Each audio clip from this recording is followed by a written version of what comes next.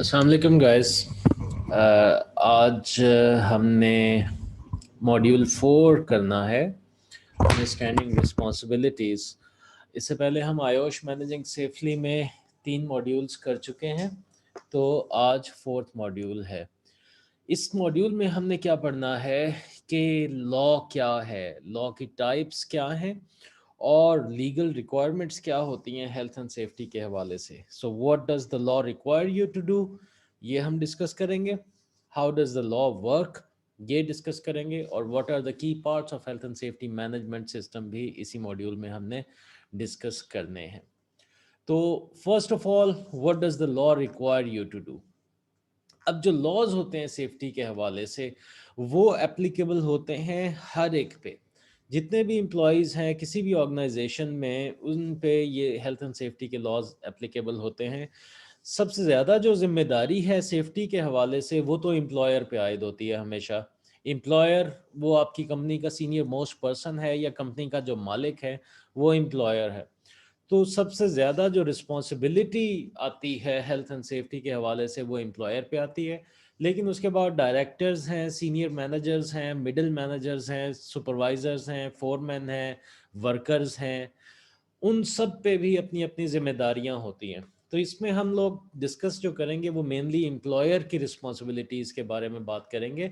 So as a duty holder, you know you have health and safety responsibilities, but what is there to guide you. कवानीन बने होते हैं basically किसी भी organisation में। वो जिस मुल्क में काम कर रही है, वहाँ के कुछ नेशनल लॉज होते हैं। उन नेशनल लॉज को समझना बहुत ज़्यादा ज़रूरी होता है। तो होता क्या है बेसिकली, आपकी मुल्क के अंदर कुछ इन्फोर्समेंट अथॉरिटीज़ होती हैं, इन्फोर्समेंट एजेंसीज होती हैं। वो आपको पहले ही कुछ कवानीन के बारे में बता देती हैं। इन्फोर्समेंट अथॉरिटीज़ जैसे अमेरिका के अंदर ओशा है, बरतानिया के अंदर एचएससी यूके है, उसी तरह से अबू धाबी के अंदर ओशाद है। पाकिस्तान में हेल्थ एंड सेफ्टी की तो कोई इन्फोर्समेंट अथॉरिटी अभी तक नहीं बनी, लेकिन पुलिस एक इन्फोर्समेंट अथॉरिटी है, एफबीआर एक इन्फोर्समेंट अथॉरिटी है। तो ये सब जो पेमरा है, ये भी एक इन्फोर्समेंट अथॉरिटी है। तो वो जो गवर्नमेंट के रिप्रेजेंटेटिव्स होते हैं, किसी स्पेसिफिक कानून को इम्प्लीमेंट करने के लिए जिनकी रिस्पॉन्सिबिलिटी होती है, उनको है इन्फोर्समेंट अथॉरिटी बोलते हैं। तो लॉ के अंदर आपकी जिम्मेदारियां लिखी होती हैं। पहले इन्फोर्समेंट अथॉरिटी आपको वो जिम्मेदारियां बताती है। अच्छा, the law attempts to be fair by requiring you to be responsible to reasonably foreseeable things. जो एक आम आदमी सोच सकता है कि ये नुकसान हो सकता है किसी को, जिसके बारे में दूर अंदेशी की जा सकती है, वो रीजनेबली फोर्सिएबल रिस्क्स हैं। तो उसके बारे में तो लॉ आपको कहता है कि आप इसके लिए रिस्पॉन्सिबल हैं। लेकिन अगर कोई चीज़ जो फोर्सिएबल नहीं है, जो कोई अंदेशा नहीं कर सकता था कि ऐसा भी हो सकता है, उसके बारे में लॉ आपको कुछ नहीं कहेगा। फॉर एग्जाम्पल, अब आप एक इंस्पेक्टर हैं या मैनेजर हैं और आप देख रहे हैं कि सामने दरवाज़ा है, दरवाजे के सामने एक एंट्रेंस है, एंट्रेंस के सामने एक ऑब्स्ट्रक्शन है जो कॉर्ड है इलेक्ट्रिक। तो आपको समझ आ जाएगी कि अगर कोई भी लेट्स से कि वहाँ से आता है, तो उसका पाँव फंसेगा और वो गिर जाएगा, trip and fall. So according to the law, employers are not responsible for issues they cannot successfully argue as not reasonably foreseeable. अगर आप कहते हैं कि ये foreseeable नहीं था, हमें हमें ये अंदाज़ा नहीं था कि ऐसा भी हो सकता है, तो उसके लिए employers responsible नहीं होंगे। बट जितने भी foreseeable हैं कि बंदा हाइट से गिर सकता है, किसी को करंट लग सकता है, आग लग सकती है, कोई फिसल के गिर सकता है, कोई मशीन के अंदर किसी का हाथ आ सकता है, तो ये सारे फोर्सिएबल रिस्क्स हैं। इनके लिए जो गवर्नमेंट की इन्फोर्समेंट अथॉरिटी है, उनकी तरफ से आप पे जिम्मेदारी आयद होती है, कानून बना हुआ है कि आप उसके लिए लाजमी रिस्क को लोगों के लिए कम करेंगे। अच्छा, आप कैसे ये चेक करते हैं कि वो फोर्सिएबल है या नहीं है? एक तो कॉमन नॉलेज है, कॉमन सेंस की बात होती है कि किस चीज़ का ख़तरा हो सकता है। अब ये एक किसी को भी समझ आ जाएगी कि इतनी तेज़ हवा में अगर स्लोपिंग रूफ पे कोई काम कर रहा है तो वो गिर सकता है। उसके अलावा इंडस्ट्री नॉलेज होता है। आप फर्ज करें कोई केमिकल्स प्रोड्यूस कर रहे हैं, कुछ ऐसा है, तो वो उस इंडस्ट्री के अंदर ये इंफॉर्मेशन होती है, वो जो मैन्युफैक्चरर है उसने उस केमिकल के बारे में पूरी रिसर्च की होती है, और रिसर्च करने के बाद उन्होंने एक डॉक्यूमेंट पब्लिश किया होता है जिसको सेफ्टी डाटा शीट बोलते हैं। तो वो सेफ्टी डाटा शीट के अंदर सारी इंफॉर्मेशन लिखी होगी, वहाँ से हमें पता चल जाता है। फिर एक्सपर्ट नॉलेज होता है, वो लेबॉर्ट्रीज वगैरह में और टेस्टिंग वगैरह करके हम ये देख सकते हैं, कोई भी प्रोफेशनल्स उनसे रिसर्च करवा के हम लोग ये चेक कर सकते हैं कि किस चीज़ का क्या खतरा है। So, as a duty holder, you are required to assess reasonably foreseeable risks and reduce risks so far as is reasonably practicable. तो जो भी एक कॉमन सेंस में या इंडस्ट्री का नॉलेज है या एक्सपर्ट ओपिनियन ये कहता है कि इस चीज का नुकसान है, उन सब के लिए एम्प्लॉयर की जिम्मेदारी है कि रिस्क को कम करे। कितना कम करे? एक मुनासिब हद तक कम करे, रीजनेबली प्रैक्टिकेबल लेवल तक कम करे। मतलब हमें रिस्क को कम करना होता है, लेकिन रिस्क को हम जीरो नहीं कभी भी कर सकते, हम उसे मुनासिब हद तक कम कर सकते हैं। अच्छा, तो कोई भी रीजनेबली प्रैक्टिकेबल तरीका क्या है? फॉर एग्जाम्पल, ये यहाँ से नज़र आ रहा है कि किसी का भी पाँव उसमें फंसेगा, ट्रिप एंड फॉल हैजर्ड है, तो उसका कंट्रोल क्या है कि सॉकेट की जगह बदल दें ताकि रास्ते में वो आए ही ना। तो इस तरीके से हम लोग रिस्क को कम करते हैं। अच्छा, इस सेक्शन में हमने पहले तो यूके के लॉ के बारे में बात करनी है और फिर उसके बाद इंटरनेशनल लॉ के बारे में बात करनी है। How does the law work? अब किसी भी ऑर्गेनाइजेशन में अगर एक्सीडेंट होता है तो उस इंजर्ड पर्सन को तो एम्बुलेंस लेके चली गई हॉस्पिटल में। होता क्या है, थोड़ी देर के बाद फिर वो इन्फोर्समेंट अथॉरिटी आ जाती है, वो आपको नोटिस दे देती है। उसमें एक तो इम्प्रूवमेंट का नोटिस भी हो सकता है और उसके अलावा प्रोहिबिशन का नोटिस भी हो सकता है। इम्प्रूवमेंट का मतलब है कि वो आपको कुछ कंडीशंस बताएं, कुछ चीज़ें बताएं कि ये आपने लाजमी ठीक करनी है और आपके पास 1 हफ्ते का टाइम है या 10 दिन का टाइम है। प्रोहिबिशन में क्या होता है कि आपका काम बंद कर दिया जाता है, आपकी कंपनी को सील कर दिया जाता है। फॉर एग्जाम्पल, जैसे फूड अथॉरिटी वाले करते हैं, तो आपको वो आपकी ऑर्गेनाइजेशन को सील भी कर देंगे और आपको एक नोटिस मिलेगा क्रिमिनल कोर्ट का। वो जो क्रिमिनल कोर्ट है वो क्या है? वो बेसिकली एक इन्फोर्समेंट अथॉरिटी ने एक केस दायर किया है एम्प्लॉयर के खिलाफ, और उस केस का जो मकसद है वो है उस एम्प्लॉयर को सजा दिलवाना। मतलब गवर्नमेंट एम्प्लॉयर के अगेंस्ट केस कर रही है। तो ये क्रिमिनल लॉ ये होता है आपके नेशनल लॉ की बेस पे सारा। नेशनल लॉ में आपकी जो पार्लियामेंट है वो कुछ कवानीन बनाती है, जैसे यूके में हसावा इसको बोलते हैं, health and safety at work act है 1974 का। Management of health and safety at work regulations 1999 का ये एक कानून है। The workplace health safety welfare regulations है 1992 का। Corporate man slaughter and corporate homicide act है 2007 का। ये कुछ कवानीन हैं। इनका मकसद क्या है कि लोगों के साथ एक्सीडेंट्स ना हो। आप कहीं भी काम कर रहे हैं, आप एम्प्लॉयर हैं, आपके एम्प्लॉयज महफूज रहें, हेल्दी और सेफ रहें। So these statutes are put in place by parliament in an attempt to stop accidents and injury before they happen. नुकसानात के होने से पहले ही उनको रोक लेने के लिए ये एक्सीडेंट्स बनाए, ये लॉज बनाए गए हैं। तो जो क्रिमिनल कोर्ट है, क्रिमिनल कोर्ट में इन्फोर्समेंट अथॉरिटी ने केस दायर किया है एम्प्लॉयर के अगेंस्ट। तो इन्फोर्समेंट अथॉरिटी क्या करेगी in criminal law? The state must prove its case beyond reasonable doubt. के कवानीन बने हुए हैं, लिखे हुए हैं, इन्फोर्समेंट अथॉरिटी ने यह साबित करना है कि एम्प्लॉयर ने उसमें से कौन कौन से कानून या कौन कौन सी शिकों को वायलेट किया है, कौन कौन से आर्टिकल्स की वायलेशन की है, और जो जज है वो उसी तरह से फिर सजा देता है। अच्छा, आउटकम्स क्या हो सकती हैं, कैसी सजा हो सकती है क्रिमिनल केस में? पॉसिबल इम्प्रिजनमेंट हो सकती है, जेल में भेजा जा सकता है। उसके अलावा फाइन्स हो सकते हैं या कोई रेमेडियल एक्शंस हो सकते हैं। तो वो जज फैसला करेगा कि जो प्रोसिक्यूटर है, जो इन्फोर्समेंट अथॉरिटी है, जिसने दावा किया है या जिसने केस फाइल किया है वो किस हद तक कवानीन को इंटरप्रेट करके उसने प्रूव किया कि एम्प्लॉयर ने ये गलत किया है, तो उसी हिसाब से जज सजा दे देगा। अच्छा, अब ये एक अदालत से निकल के बाहर आए क्रिमिनल कोर्ट से, क्योंकि इन्फोर्समेंट अथॉरिटी ने इन्हें इनके खिलाफ केस किया था। अब वो जो इंजर्ड पार्टी है, जिस बंदे को नुकसान हुआ, जिसकी टांग टूट गई, वो जो इंजर्ड पार्टी है, अब वो एक और केस उनके खिलाफ करेगी, एम्प्लॉयर के खिलाफ। उसका क्या मकसद होगा? वो सिविल कोर्ट ऑफ जस्टिस होता है, सिविल कोर्ट सिस्टम होता है। अब वो सिविल कोर्ट के अंदर केस फाइल करेगा ताकि उसको मुआवजा या कॉम्पेंसेशन मिल सके। सेम एम्प्लॉयर है। पहला जो क्रिमिनल कोर्ट में केस हुआ वो हुआ इन्फोर्समेंट अथॉरिटी ने किया एम्प्लॉयर के अगेंस्ट।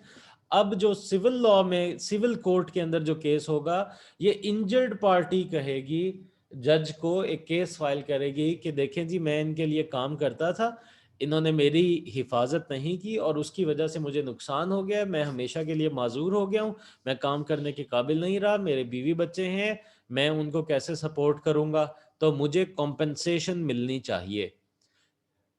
अच्छा, क्रिमिनल लॉ का मकसद होता है सजा दिलवाना, सिविल लॉ का मकसद सजा नहीं है, मुआवजा लेना, कॉम्पेंसेशन लेना। तो ये सिविल लॉ है। इसमें क्या होता है? People injured by the negligence of others or a breach of duty can seek compensation for harm. जिन लोगों को भी नुकसान हुआ है वो मुआवजा मांग सकते हैं, कॉम्पेंसेशन मांग सकते हैं। लेकिन कैसे मिलेगा उन्हें मुआवजा? ऐसा नहीं है कि किसी को भी चोट लगी तो उसको अदालत पैसे दिलवा देगी। वो जो इंजर्ड पर्सन है उसे कुछ चीजें प्रूव करनी पड़ेंगी अदालत में। अदालत में वो क्या प्रूव करेगा? वो ये प्रूव करेगा कि एम्प्लॉयर की जिम्मेदारी थी उसके मेरा ख्याल रखे, एम्प्लॉयर की ये जिम्मेदारी थी। The defendant owed the claimant a duty of care. Claimant मुद्दई होता है, तो डिफेंडेंट वो जो एम्प्लॉयर है जो अपने आप को डिफेंड कर रहा है उस अदालत में। तो पहले तो ये साबित करेगा कि जी उसकी जिम्मेदारी थी मेरा ख्याल रखना। दूसरे नंबर पे साबित करेगा कि उसने वो जिम्मेदारी नहीं निभाई, the duty of care was breached. और तीसरे नंबर पे ये साबित करेगा कि the injury was caused by the breach of the duty of care, कि वो जो ड्यूटी ऑफ केयर ब्रीच हुई उसकी वजह से मुझे नुकसान हुआ, जो उसने जिम्मेदारी नहीं निभाई उसकी वजह से मुझे नुकसान हुआ। अगर वो ये तीनों पॉइंट्स अदालत में साबित कर देता है तो उसका नतीजा हो सकता है जज फैसला करेगा। If the employ paid part in the injury the claim may be reduce to the contributory negligence. फर्ज करें कि दोनों की गलती थी, एम्प्लॉयर की भी गलती थी और एम्प्लॉय की भी गलती थी, फिर उसको ज्यादा कॉम्पेंसेशन नहीं मिलेगी, कंट्रीब्यूटरी नेग्लिजेंस, तो अदालत कहेगी कि जी आपकी अपनी भी इसमें गलती है। However, if other employees cause the injury, the employer may still be ultimately responsible due to vicarious liability. देखें, एम्प्लॉयर की जिम्मेदारी है कि लोगों की हेल्थ एंड सेफ्टी का ख्याल रखे, लेकिन अगर किसी और वर्कर की वजह से किसी को चोट लग गई तो वो भी जिम्मेदारी एम्प्लॉयर पे आती है। इसको विकेरियस लाइबिलिटी बोलते हैं। तो उस सूरत में भी एम्प्लॉयर ही रिस्पॉन्सिबल ठहराया जाएगा। अदालत उस एम्प्लॉय के खिलाफ तो कुछ नहीं करेगी, वो तो एम्प्लॉयर हो सकता है उसको नौकरी से निकाल दे जिसकी वजह से किसी दूसरे एम्प्लॉय को चोट लगी, लेकिन अदालत ने वो एम्प्लॉयर को ही बोलना है कि जी ये भी आपकी जिम्मेदारी थी कि लोगों को मैनेज करें, अपने लोगों को ट्रेनिंग दें या उनको सुपरवाइज करते रहें। तो इसको विकेरियस लाइबिलिटी बोलते हैं। अच्छा, in civil law the claimant must prove its case on the balance of probabilities. देखें, जो क्रिमिनल लॉ है उसमें जो इन्फोर्समेंट अथॉरिटी ने केस किया था एम्प्लॉयर के अगेंस्ट, इन्फोर्समेंट अथॉरिटी ने जो साबित करना है वो बियॉन्ड रीजनेबल डाउट है, कि किसी शक व शुबे की गुंजाइश ही ना रहे। कानून सामने लिखा हुआ है, एम्प्लॉयर बोले जी आपने ये वाला कानून तोड़ा है, ये वाला कानून तोड़ा है, उसका सबूत ये है, तो बियॉन्ड रीजनेबल डाउट वो साबित करेगा। सिविल लॉ में ऐसा नहीं है। सिविल लॉ में on the balance of probabilities भी होता है कि हो सकता है ऐसा हुआ हो सकता है ऐसा हुआ हो। तो लेकिन वो फैसला फिर सारा का सारा जज नहीं करना है, लेकिन जज जो भी उस केस में एक फैसला करेगा वो प्रेसिडेंट सेट हो जाता है। सिविल कोर्ट्स के अंदर प्रेसिडेंट सेट हो जाता है। कल को एक कोई और केस आता है, वो बिल्कुल ऐसा अगर होगा तो वकील जो है, जो लॉयर है या सोलिसिटर है, वो ये प्रूव करेगा अदालत में कि जी देखें 1 साल पहले इस तरह का केस आया था, उसमें इस जज ने ये फैसला दिया था, तो हमारे पास ऑलरेडी प्रेसिडेंट है। तो नया जो जज है वो उसी फैसले को फॉलो करेगा, पहले वाले जज ने जो फैसला दिया था उसी तरह का फैसला वो भी देगा। उसके बाद जो उसी तरह का केस आएगा तो फिर भी वैसा ही फैसला दिया जाएगा। तो इसको कहते हैं प्रेसिडेंट सेट हो जाना। A decision made by a judge is a precedent, which means that the verdict of this case will apply to similar future cases. कि इसका जो फैसला हुआ है उसी तरह के फैसले आप फ्यूचर के केसेस में भी होंगे। अब एक क्विज है छोटा सा क्रिमिनल और सिविल लॉ के बारे में। Who does the court case focus on? वो जो कोर्ट केस है एक्यूज्ड पे कौन सी वाली कोर्ट में, सिविल लॉ में होता है या क्रिमिनल लॉ में होता है, और इंजर्ड पार्टी में किस पे होता है? क्रिमिनल लॉ के अंदर जो फोकस होता है या जो सबूत देने का बर्डन होता है वो एक्यूज्ड, वो जो एम्प्लॉयर है जिस पे इल्जाम लगाया गया, जो मुल्जिम है, एक्यूज्ड का मतलब मुल्जिम।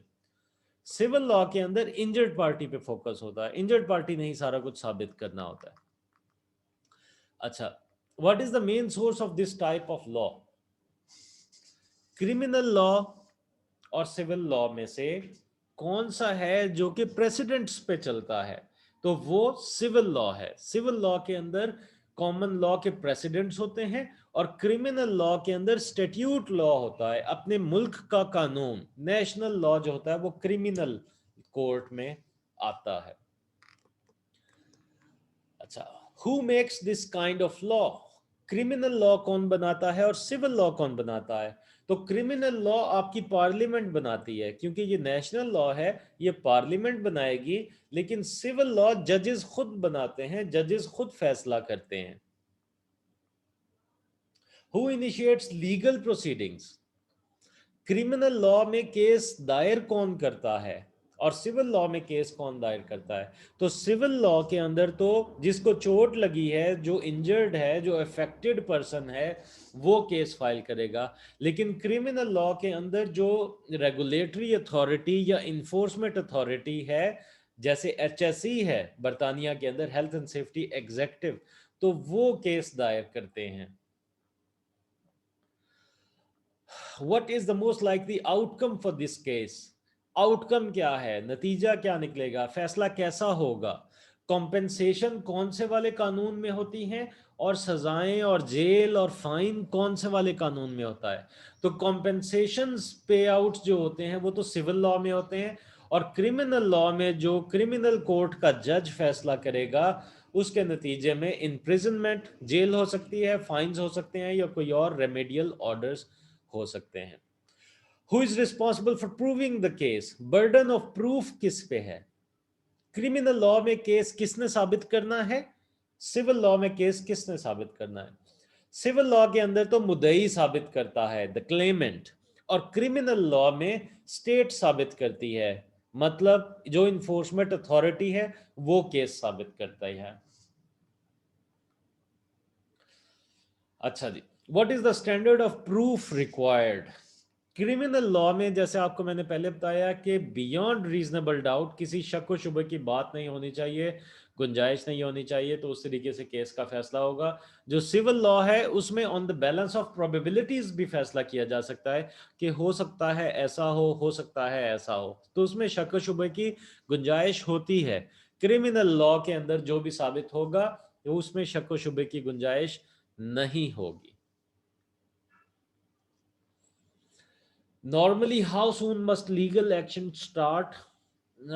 ये डिपेंड करता है आपके मुल्क के कानून पे। ये क्योंकि आयोश यूके की एक वो बॉडी है और यूके के कानून का हमें बताया जा रहा है, तो यूके के अंदर जो क्रिमिनल लॉ है वो 6 महीने के अंदर अंदर ही उसको दायर करना ज़रूरी है। जब एक्सीडेंट हुआ तो जो क्रिमिनल कोर्ट है वो 6 महीने से ज़्यादा डिलेड जो केस है वो एक्सेप्ट नहीं करेगी।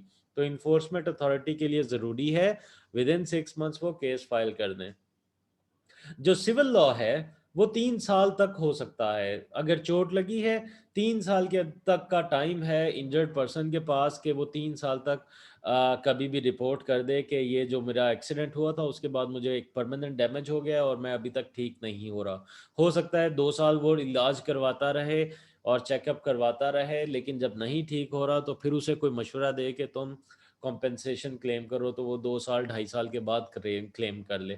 तो 3 साल तक का उसके पास टाइम होता है, लेकिन ये डिपेंड करता है मुल्क पे, कानून पे। अच्छा जी, main parts of the law that apply criminal law में, जैसे for example health and safety at work act 1974 है, मुल्क का कानून है, वो आएगा। और ड्यूटी ऑफ केयर जो है वो सिविल लॉ में आएगा। तो हमें अपने अपने मुल्क के कवानीन का पता होना चाहिए। अगर हमारे मुल्क में कवानीन हो हेल्थ एंड सेफ्टी के, वहाँ का पता होना चाहिए। तो क्या होता है, help with interpreting and applying the law can be found in the form of approved code of practices. जो मुल्क के कवानीन हैं वो कोड ऑफ प्रैक्टिसेस बने होते हैं, उसके लिए कुछ गाइडेंस डॉक्यूमेंट्स बने होते हैं, इंडस्ट्री स्पेसिफिक गाइडेंस होती है। For example oil and gas industry में किसी ने काम करना है तो उनके कुछ अलग से गाइडलाइंस हैं, तो वहाँ से हमें मालूमात मिल जाती हैं। जो इंटरनेशनल लॉ है वो आपके मुल्क पे डिपेंड करता है।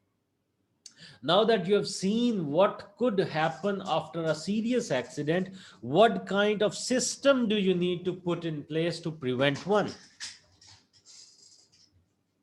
कि हमें कॉस्ट्स ऑफ एक्सीडेंट्स का पता चल गया, हमें कॉन्सिक्वेंसेस ऑफ नॉन कॉम्प्लायंस का पता चल गया कि हमने कानून पे अमल दरामद नहीं किया तो उसकी सजाएं कैसी हो सकती हैं। हो सकता है हमें रेगुलेटरी बॉडी क्रिमिनल कोर्ट में ले जाए, उसके बदले में जेल भी हो सकती है, फाइन्स भी हो सकते हैं, कोई रेमेडियल एक्शंस भी हो सकते हैं। उसके बाद जो इंजर्ड पर्सन है वो हो सकता है अदालत में एक और केस करे, वो सिविल लॉ होगा, और उसमें वो अगर वो जो इंजर्ड पर्सन है वो साबित करने में कामयाब हो जाता है कि एम्प्लॉयर की जिम्मेदारी थी मेरा ख्याल रखना, एम्प्लॉयर ने मेरी वो जिम्मेदारी नहीं निभाई जिसके बदले में मुझे नुकसान हुआ। तो डिफरेंट कॉन्सिक्वेंसेस हैं हेल्थ एंड सेफ्टी के कवानीन को वायलेट करने के। अब हमें क्या करना है कि हेल्थ एंड सेफ्टी के सिस्टम्स और प्रोसीजर्स को अच्छा करना है। उसके लिए हमारे पास एक निज़ाम होना ज़रूरी है, उसको बोलते हैं health and safety management system. Health and safety management system. तो health and safety management system basically is a framework of policies, plans and procedures which are formulated in order to make sure that our health and safety objectives are achieved। कि एक ऐसा निज़ाम है जो इसलिए बनाया गया है ताकि हम हेल्थ एंड सेफ्टी के हवाले से अपने सारे मकासद को उस पर पूरा उतर सकें। मतलब हमारे लोगों को लोगों की जानें ज़ाया ना हो, उनकी हेल्थ और सेफ्टी मुतासिर ना हो। तो ये कुछ की पार्ट्स उसके हम डिस्कस करेंगे कि मैनेजमेंट सिस्टम के क्या होते हैं। जितने भी निज़ाम हैं वो सारे के सारे पीडीसीए की बेस पे चलते हैं, plan do check and act. कोई भी काम हमने करना हो तो हम प्लान करते हैं, फिर वो काम करते हैं, फिर चेक करते हैं कि कैसा हुआ और फिर एक्ट करते हैं। तो इसको कहते हैं PDCA, plan do check and act.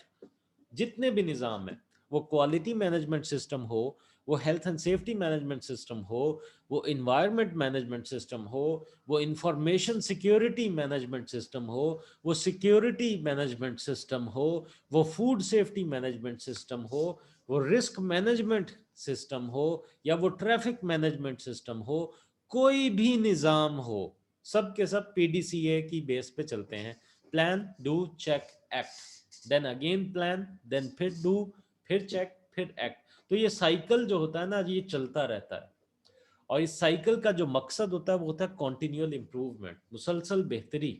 आपके निज़ाम में मुसलसल बेहतरी आती रहे, कॉन्टिन्यूअल इंप्रूवमेंट। अच्छा जी, तो प्लान करते हैं हम, फिर डू, फिर चेक, फिर एक्ट। फॉर एग्जांपल आपने एक फ्रेम लगाना है, एक दीवार पे फ्रेम लगाना है आपने। आप पहले सोचेंगे कि मैंने कहाँ पे लगाना है, प्लानिंग करेंगे, उसके बाद आप फ्रेम लगाएंगे, डू, फिर आप थोड़ा सा पीछे हट के चेक करेंगे कि कैसा लगा है, वो ठीक लगा है या टेढ़ा है। आपको पता चलता है जी राइट से थोड़ा सा नीचे है और लेफ्ट से थोड़ा सा ऊपर है, थोड़ा सा टेढ़ा है, तो आप फिर एक्ट करते हैं, एक्शन लेते हैं, उसको एडजस्ट करते हैं। फिर प्लान करके, फिर डू, फिर चेक, फिर एक्ट, फिर प्लान, फिर डू, फिर चेक, फिर एक्ट। हम पूरी जिंदगी में, हम लोग पर्सनली अपनी जिंदगियों में, अपने घरों में, अपनी ऑक्यूपेशंस में भी यही काम कर रहे होते हैं। लगातार हम प्लानिंग करते हैं, फिर वो काम करते हैं, फिर चेक करते हैं कि कैसा हुआ, और फिर उसी हिसाब से एक्ट करते हैं, और फिर प्लान करते हैं, और फिर डू, फिर चेक, फिर एक्ट। तो ये एक पहिया है जो इसी सीक्वेंस में चलता रहेगा, चलता रहेगा। ये तब तक चलता है जब तक जिंदगी का पहिया चलता है।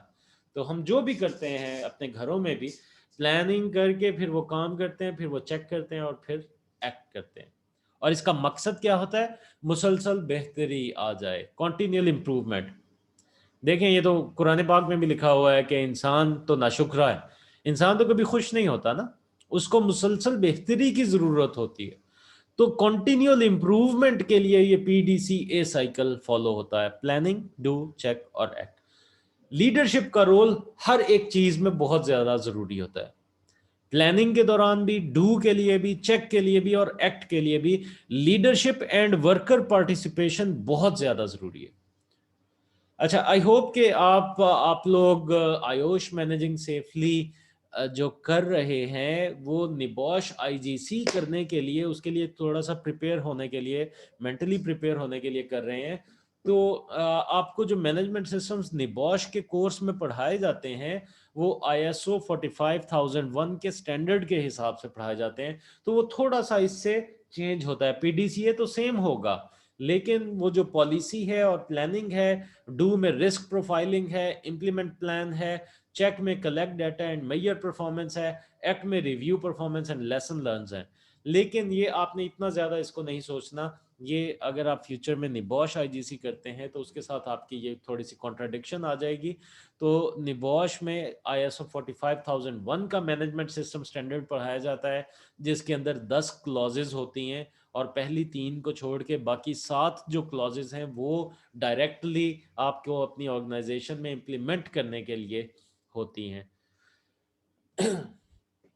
सो जो भी मैनेजमेंट सिस्टम हम इंट्रोड्यूस कर रहे हैं उसके फायदे क्या हैं? एक तो कवानीन पे सारा अमल दरामद हो जाता है। आपका एक निज़ाम है, आप उस निज़ाम को आलमी मेयार के मुताबिक बना रहे हैं, तो ऑब्वियसली सारे के सारे कवानीन जो रिक्वायर्ड हैं वो फॉलो हो जाएंगे। दूसरा फ़ायदा होगा कि आपने अपनी पॉलिसी एक बनाई है, आपने अपनी कंपनी का एक मंशूर तय किया है, उस मंशूर के मुताबिक आप सारा काम करेंगे। उसमें जो मकासद आपने लिखे हुए हैं, जो भी स्मार्ट ऑब्जेक्टिव्स आपने सेट किए हुए हैं, वो सारे अचीव हो जाएंगे। इम्प्रूव मैनेजमेंट ऑफ रिस्क्स, ये बहुत बड़ा फायदा होगा।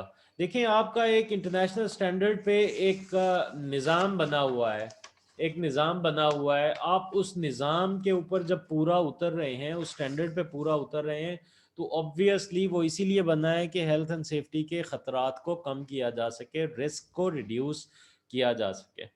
तो अगर आपकी कंपनी के अंदर एक अच्छा निज़ाम बना हुआ है, health and safety management system बना हुआ है, और वो इंटरनेशनल स्टैंडर्ड्स को फॉलो कर रहा है, चाहे वो ISO के हों, चाहे वो ILO के हों, चाहे वो ब्रिटिश स्टैंडर्ड्स इंस्टीट्यूट के हों, तो इंटरनेशनल स्टैंडर्ड्स को अगर फॉलो कर रहे हैं तो आपका जो रिस्क्स हैं वो कम हो जाएंगे। प्रोवाइड कॉम्पिटिटिव एज, आपके आपके फॉर एग्जांपल आपकी घी बनाने की फैक्ट्री है और आपके शहर के अंदर 10 और भी हैं घी बनाने की फैक्ट्रियां। आपकी ऑर्गेनाइजेशन सिर्फ ऐसी है जिसने इंटरनेशनली अप्रूव्ड मैनेजमेंट सिस्टम्स की सर्टिफिकेशंस ली हुई हैं। तो कंपटीशन के अंदर हमेशा कस्टमर ज्यादा खुश उसी से होते हैं जो कि आलमी मेयार के मुताबिक चीजें कर रहा हो, इंटरनेशनल स्टैंडर्ड्स को फॉलो कर रहा हो। तो कंपटीशन में ये आपको एज मिलता है। अगर आपका निज़ाम अच्छा है तो आपकी कंपटीशन में आपको फायदा मिलेगा।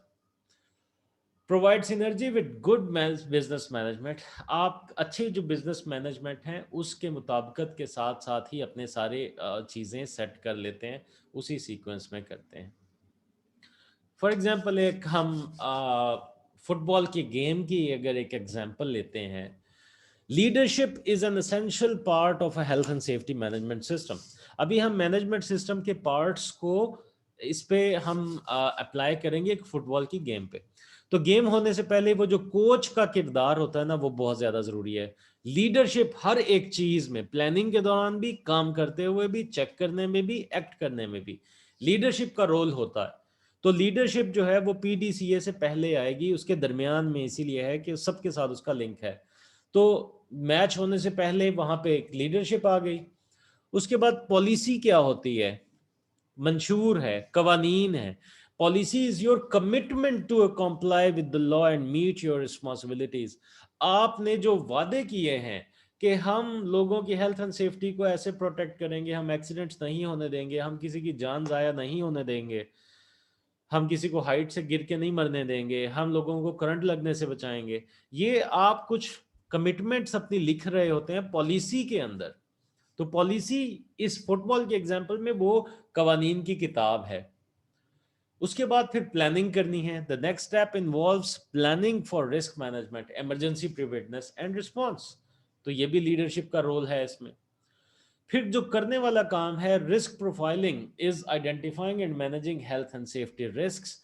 कि आपने ये सोचना है कि कौन कौन कहाँ कहाँ पे आएगा, और उस अगर वो अपनी जगह से आगे पीछे होगा तो उसका क्या नुकसान हो सकता है।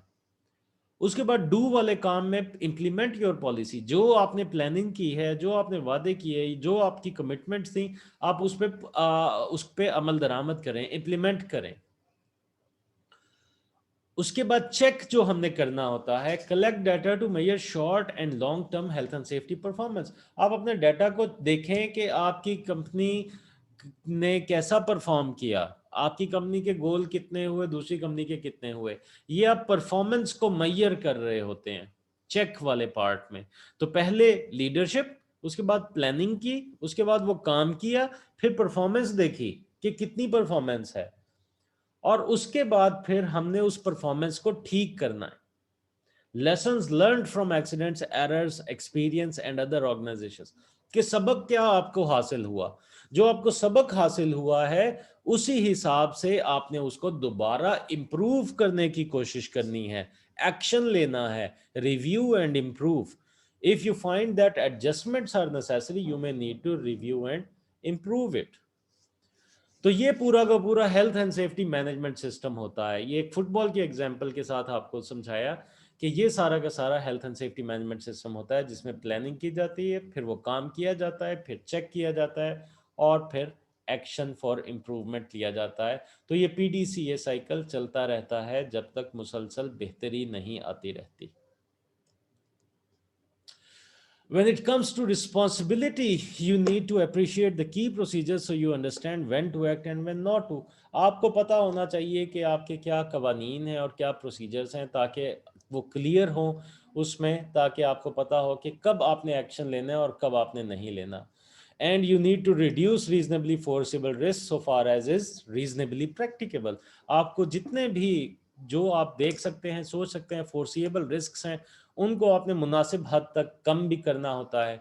And you need to adopt your health and safety management system to the specific needs of your organization to support sustainability.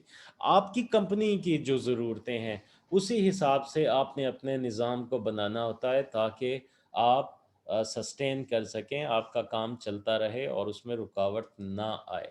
And you need to get everyone involved. Worker participation, leadership के साथ साथ worker participation इंतहाई अहम है, उसका बहुत ज़्यादा role है।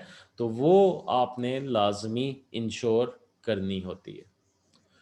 तो इस मॉड्यूल में हमने पढ़ा what does occupational safety and health law require you to do. Law हमने एक देखा, क्रिमिनल लॉ होता है, एक सिविल लॉ होता है, एक नेशनल लॉ होता है, एक इंटरनेशनल लॉ होता है। तो उन सब के बारे में हमने डिस्कशन की।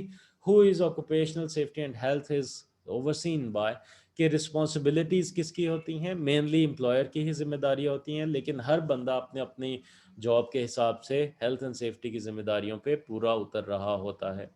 What are the key parts of health and safety management system? इसके अंदर हमने देखा प्लान है, फिर डू है, फिर चेक है, और फिर एक्ट है। मुसलसल बेहतरी आती रहती है, कॉन्टिन्यूअल इम्प्रूवमेंट होती रहती है।